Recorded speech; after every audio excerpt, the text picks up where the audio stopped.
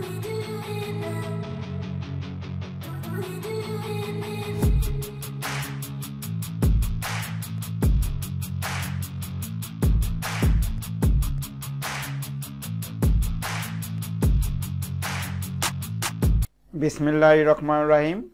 Welcome to my channel.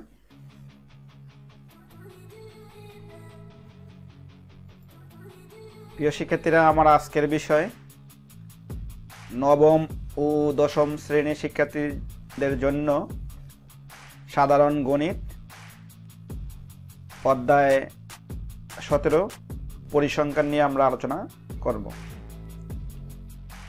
প্রিয় শিক্ষার্থীরা, আমরা এই পরিসংখ্যানের 6টি বিষয় নিয়ে আমরা আলোচনা করব। আলোচনার বিষয়বস্তু থাকবে আয়তলেখ, বহুভুজ, অজীব রেখা, প্রচুরক, মধ্যক, সংক্ষিপ্ত পদ্ধতিতে গড়, শুধু গড়। এই সিস্টেমগুলা বা এই পদ্ধতিগুলো নিয়ে আমরা এই সাধারণ গণিতের অর্থাৎ নবম দশম শ্রেণীর পরিসংখ্যানের আমরা প্লেলিস্ট তৈরি করব। আমরা ধারাবাহিকতাভাবে প্রতিটা ভিডিও তৈরি করব এবং সুন্দরভাবে দেওয়ার চেষ্টা করব। প্রিয় শিক্ষার্থীরা, চলো আমরা আমাদের কাঙ্ক্ষিত লক্ষ্যে পৌঁছে যাই। বিষয়বস্তু হলো পার্ট 1, পরিসংখ্যান কি, পরিসংখ্যানের জনক কে, চলক কি, ইয়া কত প্রকার ও কি কি, গণসংখ্যা বহুভুজ কি।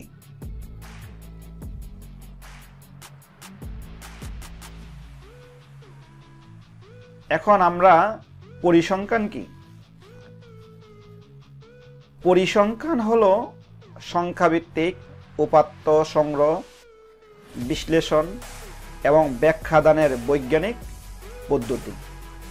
আধুনিক পরিসংখ্যানের জনক স্যার রোনাল্ড এল মার ফিশার 17 ফেব্রুয়ারি 1890 থেকে 29 জুলাই 1962, অর্থাৎ উনি এই 1890 সালে জন্মগ্রহণ করেন এবং 1962 সালে মৃত্যুবরণ করেন।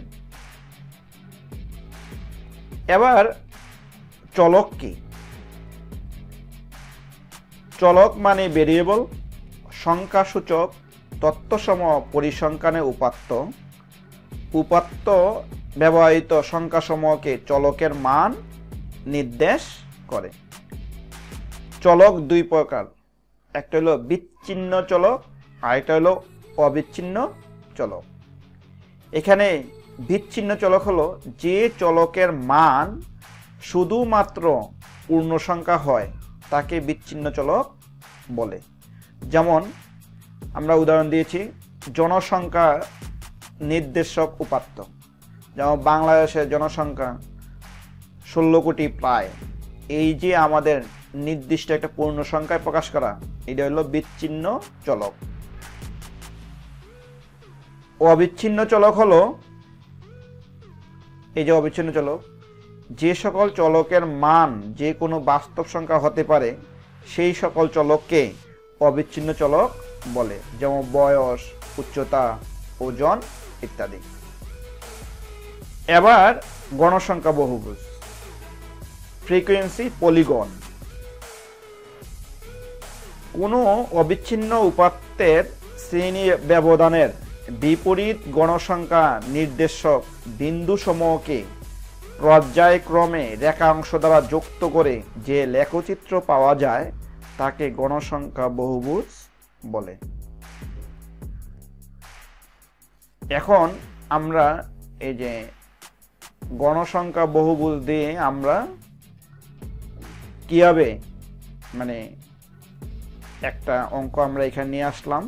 প্রিয় শিক্ষার্থীরা, এখানে দশম শ্রেণীর 60 জন শিক্ষার্থীর ওজনের গণসংখ্যা নিবেশন হলো নিম্নরূপ। ওজন দেওয়া আছে 46 থেকে 50 এরকম। গণসংখ্যা দেওয়া আছে 5, 10, 20, 15, 10।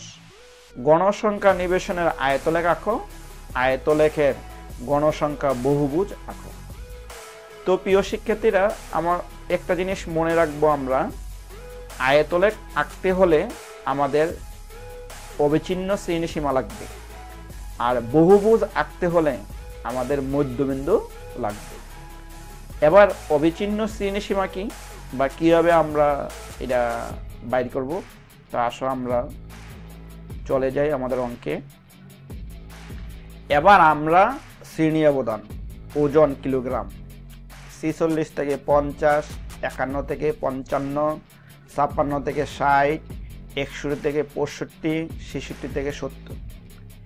এবার এই যে দুইটা 46 আর 50, এই দুইটা যোগ কইরা 2 দিয়ে ভাগ দিলে আমরা শ্রেণীর মধ্যবিন্দু পাবো, আর গণসংখ্যা তো আমাদের দেওয়াই আছে। এবার অবিচ্ছিন্ন শ্রেণীসীমা আমরা কিভাবে বের করব? অবিচ্ছিন্ন শ্রেণীসীমা বের করব, এই যে 50 আছে এই জায়গায়, এই যে 50, এই 50 আর 51 মধ্যে পার্থক্য হলো আমাদের 1। এই 1 কে আমরা 2 দিয়ে ভাগ দিব, 2 দিয়ে ভাগ দিলে আমরা পাবো 0.5 পাবো। এবার এই 0.5 কি করব আমরা, এই যে 46 থেকে 0.5 কম লিখবো, অর্থাৎ 45.5, আর 50-এর সাথে 0.5 যোগ করব। 0.5 যোগ করলে 50.5। এবার এখান থেকে 0.5 বিয়োগ করব, অর্থাৎ 50.5, 55.5, পুনরায় 55.5, 60.5, 60.5, 65.5, 65.5, 70.5। আর মধ্যবিন্দু আমরা বললাম ওই এই দুইটা যোগ করে 2 দিয়ে ভাগ দিলে আমরা মধ্যবিন্দু পাবো, গণসংখ্যা লিখলাম। এখন এই আয়তলেখ আঁকতে হলে অবিচ্ছিন্ন শ্রেণীসীমা লাগবে, আর বহুভুজ আঁকতে হলে মধ্যবিন্দু লাগবে। এখন আমরা গ্রাফে চলে যাই।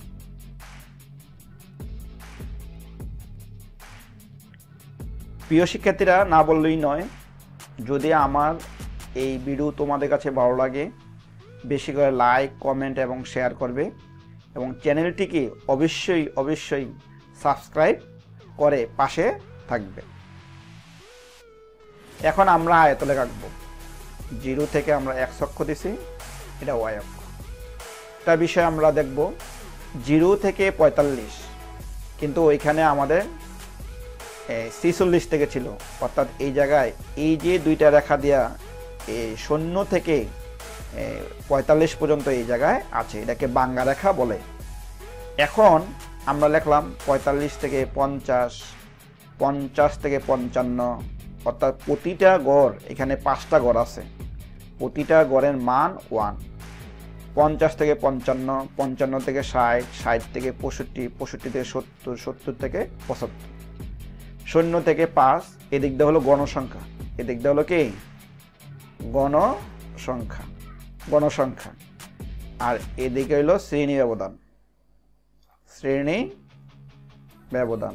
এখন এই দিক দিয়ে হলো গণসংখ্যা, এই দিক দিয়েও আমাদের ব্যবধান হলো 5 করে, প্রতি গড়ের মান 1। 0 থেকে 5, 10, 15, 20, 25। এখন আমাকে বলা হয়েছে ওই জায়গায়, আমরা একটু ব্যাকে যাই, এই যে এই জায়গায় আছে আমাদের এই যে 45.5, 50.5, 50.5, 55.5, অর্থাৎ 46 এবং 50-এর মধ্যে এই সীমাটা আছে, অবিচ্ছিন্ন শ্রেণীসীমা।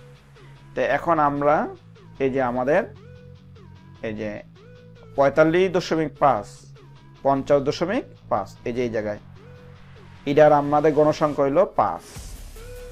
এবার 50.5, 55.5, এটার গণসংখ্যা হলো আমাদের 10। 55.5, 60.5, এটার গণসংখ্যা হলো আমাদের এই যে এই জায়গা পর্যন্ত 20। এবার 60.5, 65.5, এটার গণসংখ্যা হলো আমাদের 15। 65.5, 70.5, এটার গণসংখ্যা হলো আমাদের 10। এবার এই যে আমাদের অবিচ্ছিন্ন শ্রেণীসীমার মধ্যে আমরা আয়তলেখ আঁকলাম, এটা একটা আয়তক্ষেত্র, এটা একটা আয়তক্ষেত্র, এটা একটা আয়তক্ষেত্র, এটা একটা আয়তক্ষেত্র, এটা একটা আয়তক্ষেত্র। এখন চলে যাই আমরা বহুভুজে। একই সিস্টেম, এখানে আমাদের 45 আর 50-এর মধ্যে মধ্যবিন্দু হলো 48। আমরা একটু আবার পিছনে চলে যাই।